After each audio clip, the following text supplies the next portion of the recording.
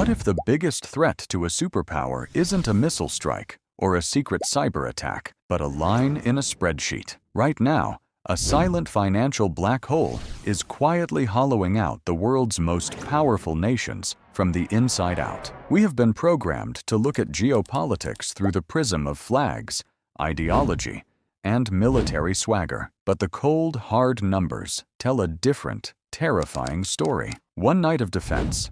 Imagine the attacking country can spend a few $1,000,000 when it launches a barrage of drones and missiles. But the nation defending itself? It routinely spends $1 to $2 billion in less than 24 hours just to intercept them. That's an almost 100-to-1 imbalance in spending. That is a mathematical trap. And now the US, Iran, and Israel are locked in a brutal, multi-front economic deathmatch. Not only are they fighting each other, they are fighting simple math, and right now, arithmetic is winning. Let's take a deep breath before we get to the carnage. Step back from the crazy headlines for a moment. Let's talk about this over a cup of coffee. Not from a war room, but from a world view. Think about your monthly budget. How many weeks could you keep a roof over your household if you spent half of your salary on high-tech home security locks, while your credit card debt was compounding at 20%?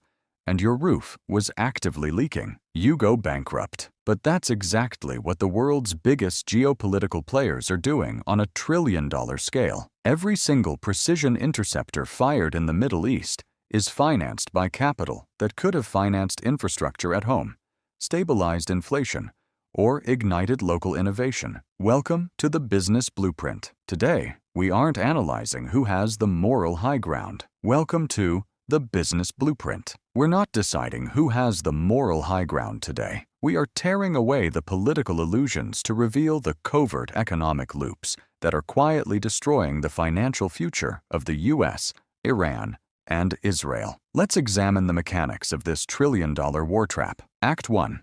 The interception deficit. Israel's cage of high tech. Let's look at the immediate front.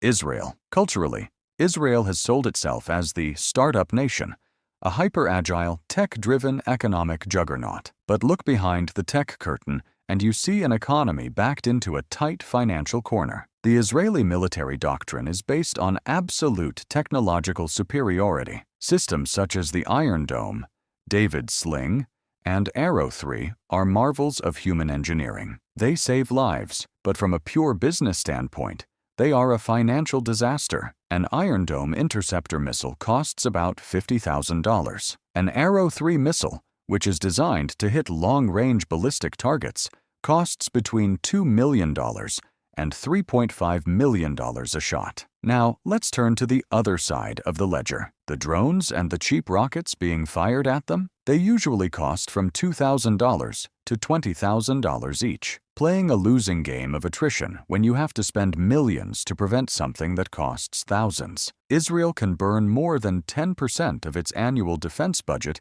in one night of major escalations. To fund this, the government has had to make brutal trade-offs, increasing taxes, reducing domestic welfare programs, and borrowing heavily in international markets. Even worse, Israel's economy is 100% dependent on tech talent and foreign investment. When the country goes into mass military mobilizations, hundreds of thousands of tech workers, engineers, and entrepreneurs are yanked out of their startups and sent to the front lines. Economic productivity stops. Foreign VC capital is fleeing. The very engine that built modern Israel is being cannibalized to feed the defensive machine. It is a cage of high technology. Act 2. The asymmetric drain. Iran's attritional shadow economy. Now, let us focus on the apparent source of this asymmetry. Iran. Iran appears to have discovered the perfect geopolitical loophole on paper. By fielding low-cost proxy forces and producing cheap, mass-produced drones, it has been able to cost its enemies billions of dollars in defensive costs at a fraction of the price. But economically, this is an illusion. Iran has not escaped the trap. It is just in another room of the trap. Iran has sacrificed its domestic economy to fuel its regional ambitions and this network of influence. Decades of crippling international sanctions, coupled with huge state spending on military proxies, have systematically eroded the buying power of the average Iranian citizen. In Iran, inflation has historically been in the order of 40 to 50%. The national currency, the rial, has crashed to record lows. It's like trying to run a business where every few months the price of raw materials you buy doubles. Iran's vast oil fields, the country's real wealth generator, are crumbling from lack of modern technology and foreign investment because the state is prioritizing military manufacturing over civil infrastructure. The regime is basically running a sophisticated, multi-million-dollar foreign policy on top of a bankrupt domestic base. But they are exporting instability,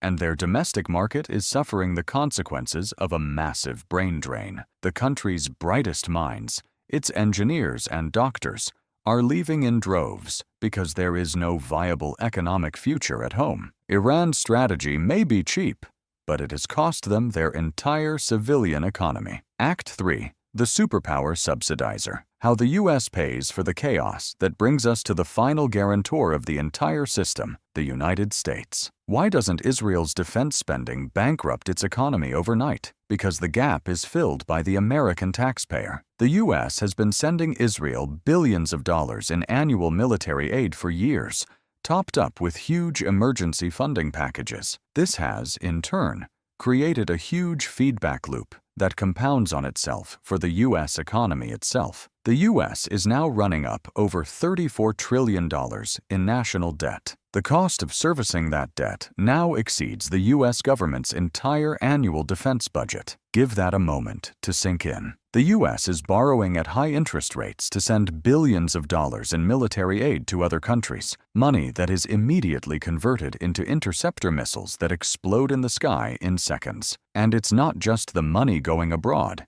It's the diversion of domestic industrial capacity. When the best engineering talent, computing power, and manufacturing facilities in America are laser-focused on building precision guidance systems and artillery shells, they are not building the next generation of power grids, commercial chips, or medical breakthroughs. The U.S. is trapped in a classic case of imperial overstretch. It is trying to defend the global trade routes and ensure the security of its allies, and it is in a structural crisis with its own domestic finances. Every dollar printed or borrowed to stabilize a conflict over there erodes the long-term value of the world's reserve currency, the U.S. dollar. The U.S. is not losing a conventional war, but it is bleeding slowly its fiscal dominance to maintain an unsustainable status quo.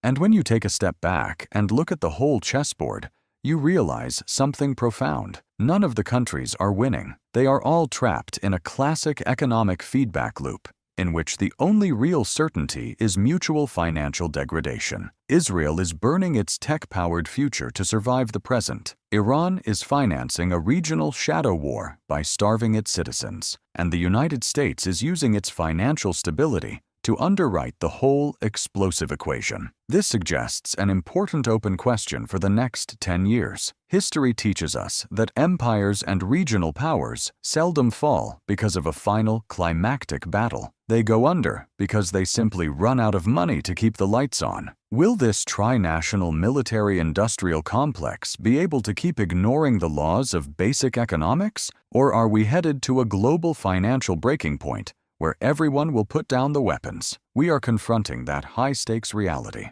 If you want to keep tearing apart the invisible economic systems that really run the world, then go ahead and hit that subscribe button. Nothing too sensational, just the blueprints for business and global finance. I want to hear your honest thoughts in the comments below. Which of these three economies do you think will break first? Let's talk about it down there.